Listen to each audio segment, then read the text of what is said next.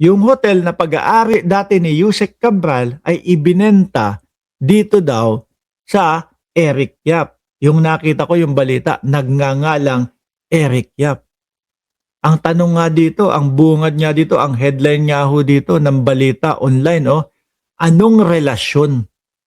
Hotel tinuluyan ni ex Yusek Cabral, pagmamay-ari niya hanggang 2025. Binenta kay Eric Yap. No?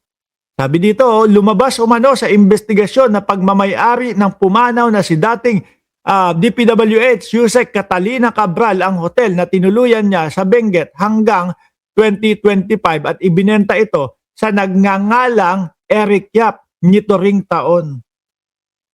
Ang tanong, kasi sabi nila sa nagngangalang Eric Yap, hindi natin sigurado kung eto bang Eric Yap na ito mismo, no, yung tinutukoy ho dyan, mga bossing.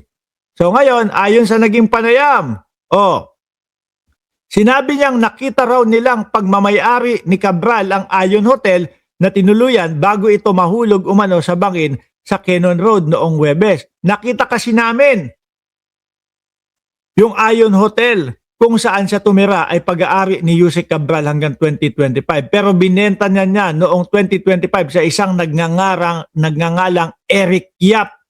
No? Ngayon mga boss chipamo sir, ito pong mga skandalo na kinasasangkutan po ni Yusek Cabral, mga boss chipamo sir, malawak ho ito, madaming tao po ang nasasangkut dito No?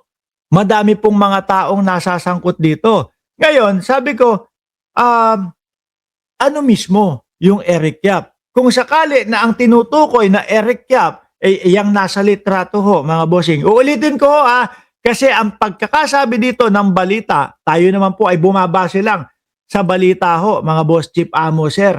No? Hindi ho tayo kagaya ng mga DDS na mga vloggers na base sa puting ahas, base dito kay Boy Ticol.